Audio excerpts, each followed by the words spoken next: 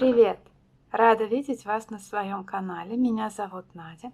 И в этом видеоролике я хочу поделиться с вами еще одной идеей вязания из остатков пряжи к Новому году или Рождеству. У меня есть два вот таких моточка, голубой и розовый. Это хлопок.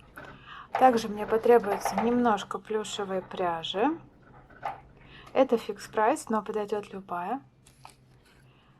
И основой этой идеи будет картонная втулка от туалетной бумаги. Крючок, который я буду использовать на этот раз, 3 мм. Для своей задумки набираю цепочку из воздушных петель. Я набираю синей ниткой. Число петель должно быть кратно 3. Я наберу 33 воздушных петли. 3, 4, 5, 6.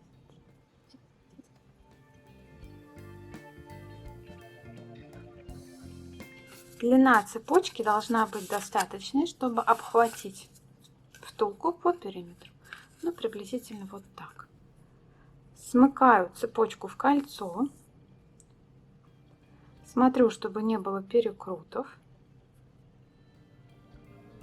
Вставляю крючок в первое звено, вот так. И делаю соединительную петлю.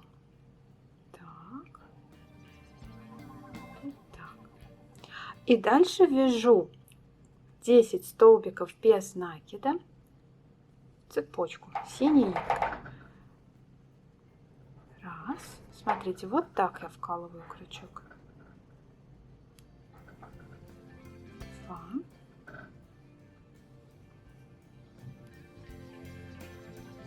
3.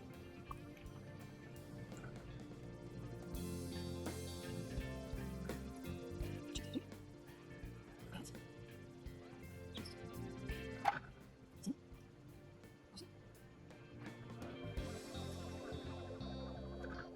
И 10. Метод, которым я буду вязать, называется метод Helix. Он позволяет сделать полоски в вязаном полотне без всяких переводов. Helix — это означает вязание по спирали. И смотрите, дальше вытаскиваю немножко голубую нить, чтобы она не распустилась, и ее откладываю. Откладываю голубой моток вправо, беру следующую нитку. У меня это розовая нить. Так, нахожу ее кончик. И продолжаю вязать розовой ниткой. На голубую нить уже не обращаю внимания. Делаю первую петлю.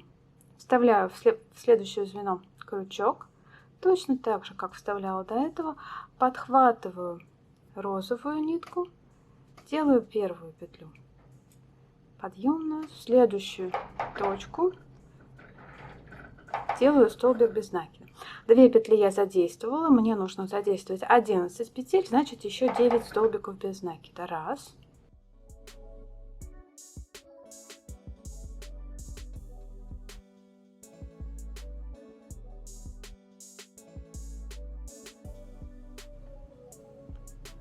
Так, 11 петель розовой ниткой тоже я провязала. Теперь опять вытаскиваю немножко петлю, чтобы она не распустилась. И перехожу к следующему цвету. У меня это белый, пушистый.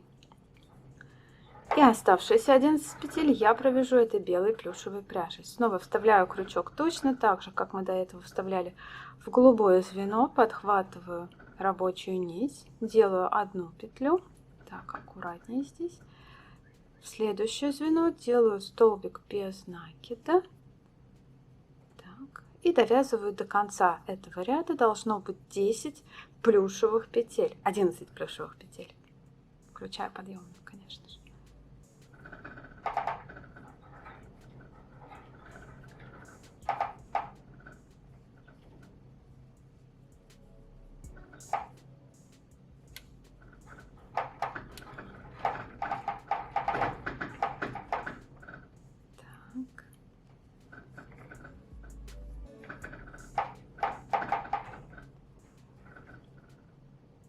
Довязываю до конца ряда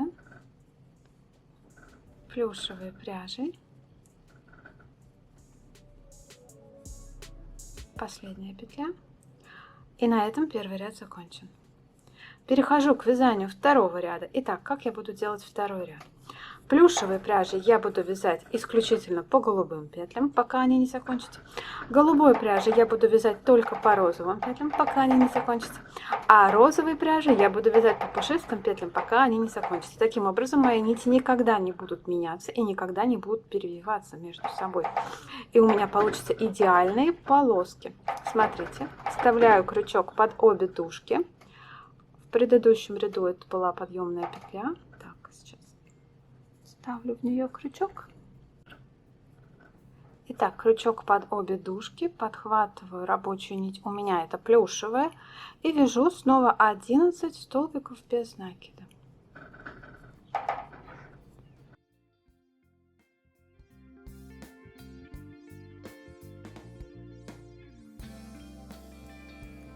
До конца пока не дохожу, чтобы не ослабить мой последний голубой столбик без накида. Вытаскиваю немножко плюшевую пряжу, возвращаюсь к голубой нити и теперь так. И теперь продолжаю вязать голубой ниткой по розовой пряже. Смотрите. Опять под обе дужки. Здесь снова у меня 11 розовых петель, но до конца я опять не довяжу. Для того, чтобы последнюю петлю как бы не ослабить, она там ничем не закреплена, вяжу просто голубой ниткой теперь по розовой пряже.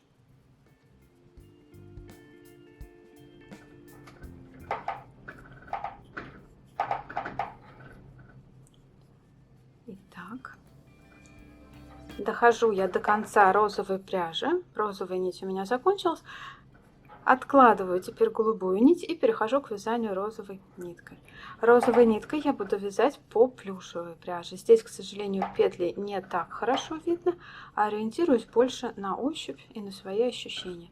Точно так же вяжу до конца плюшевой пряжи. Стараюсь провязать каждое звено и не сделать ни прибавок, ни убавок. Если вы не очень хорошо разбираетесь в вязании, то я вам не рекомендую использовать в данном случае плюшевую пряжу. Возьмите просто 3-4, можно взять 5 хлопковых нитей, просто разного цвета. Итак, я довязываю сейчас розовой ниткой до конца второго ряда. Вот смотрите, ряд, где он начинался, где заканчивался, и уже у меня начинается третий ряд. Он пойдет розовой нитью, я вяжу до конца белой пряжи в каждое звено, вот до этой точки. Вязание розовой ниткой закончено. Опять немножко вытягиваю петлю и возвращаюсь к плюшевой пряже. Плюшевая нить у меня идет по голубым петлям, вяжу плюшевой нитью до конца голубого ряда. Точно так же по одному столбику без накида в каждую голубую петлю. Смотрите, таким принципом можно связать все что угодно. Можно сделать митинги, можно варежки, можно сделать шапочку. Ваши полоски всегда будут параллельны друг другу, и нигде никогда вы не найдете стыка рядов. Именно для этого и используется этот спиральный метод. Повторю, он называется метод Helix. Может применяться как в крючке, так и в спицах, и не только на разноцветных полосатых узорах, но и на фактурных узорах. Поэтому, если вам интересно, как сделать бесшовные красивые фактурные узоры этим методом, например, в спицах или в крючке, то пишите об этом в комментариях. Если будет много запросов, я, конечно же, сниму об этом видео тоже. Итак, перехожу теперь на вязание голубой ниткой по розовой пряже. И теперь я просто продолжаю вязать так в высоту. Когда у меня заканчивается один цвет, я беру другой цвет. Я уже дальше практически не задумываюсь над тем, какой сейчас у меня ряд и где я сейчас нахожусь. Теперь вяжу голубой ниткой до конца розовой пряжи.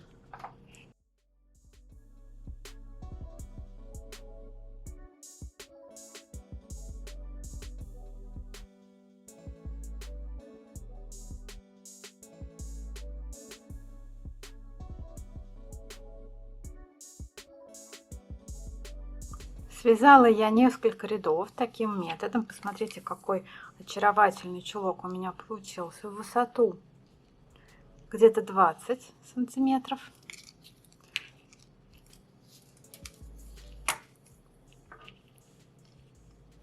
а в ширину эта труба у меня 7,5.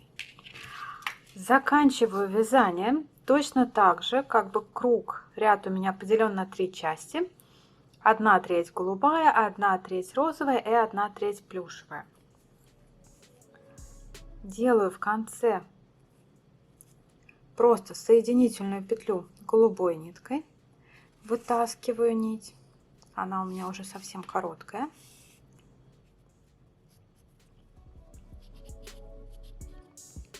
Подтягиваю. Также делаю соединительную петлю розовой ниточкой, обрезаю.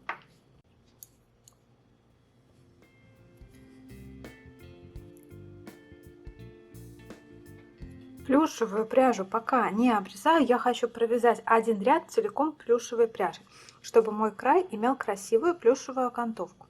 Итак, вяжу плюшевой пряжей по синей нитке.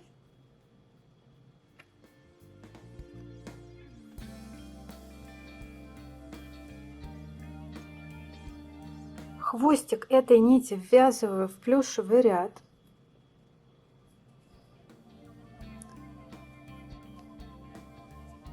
Так, чтобы было красиво и аккуратно.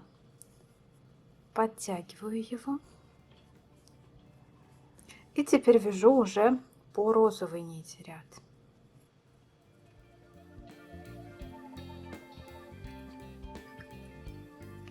Довязываю последние петли. Делаю последний столбик. Вытаскиваю нить. Обрезаю нитку и смыкаю этот ряд. Розовую нить, к сожалению, мне пока ввязать в ряд нечем, потому что я вязание закончила.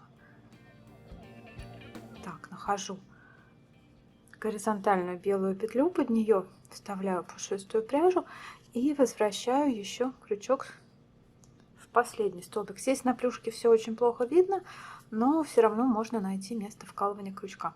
Дальше прячу хвостики в изделие. Например, вот так.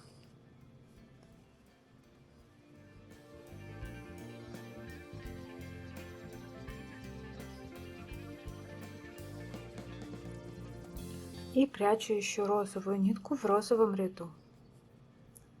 Аккуратно.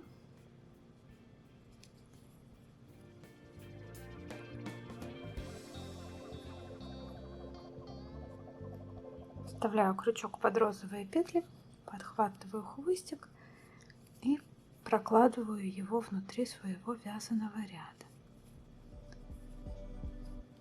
Несколько сантиметров и будет достаточно.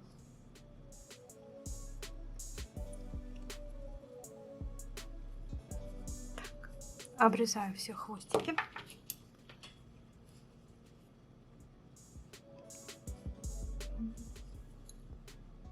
Синяя ниточка, белая ниточка. И я вернусь еще к началу своего вязаного чулочка. Здесь, смотрите, тоже много разных нитей, которые требуют того, чтобы я их спрятала. Я возьму снова плюшевую пряжу и обвяжу край, это уже начальный край, плюшкой. Снова делаю первую петлю подъема, вставляю крючок за оставшиеся полупетли, вот так. И дальше вяжу столбиками без накида. По одному столбику без накида в каждую оставшуюся полупетлю. Хвостики я тоже ввязываю в ряд. Вот сейчас у меня будет белый хвостик, его я ввяжу аккуратненько.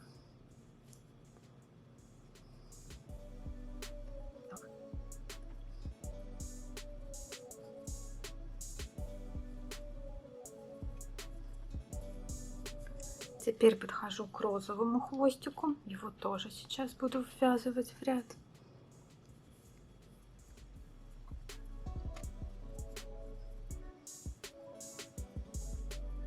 Ну и так далее. Чулок мой на этом закончен. Посмотрите, какое красивое получилось вязание.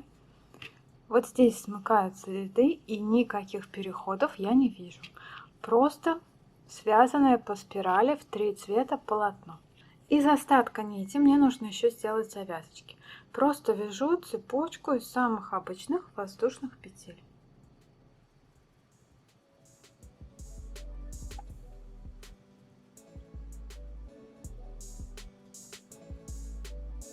Беру втулку, беру свой чулок, вставляю втулку внутрь чулка.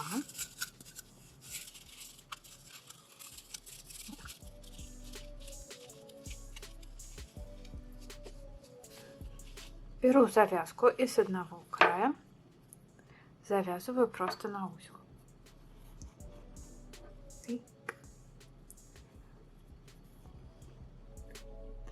Завязываю на концах обычные узелочки и подстригаю ниточку почти под корень.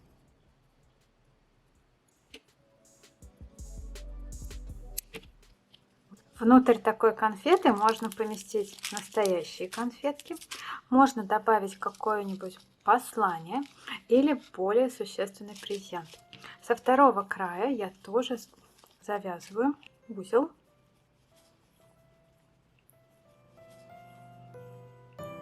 Здесь нить у меня подлиннее, и поэтому я могу еще оставить петельку для того, чтобы повесить свою конфету на елку. И посмотрите, какая пушистая и нежная конфета получилась у меня. Такую конфетку можно повесить на елку, можно связать несколько разных для всех своих друзей. Может она быть также упаковкой для какого-нибудь подарка или самостоятельным подарком. Если вам понравилось это видео, то не забудьте про свои лайки, подписывайтесь на канал и задавайте свои вопросы в комментариях, если что-то было непонятно. Спасибо за внимание. Пока-пока.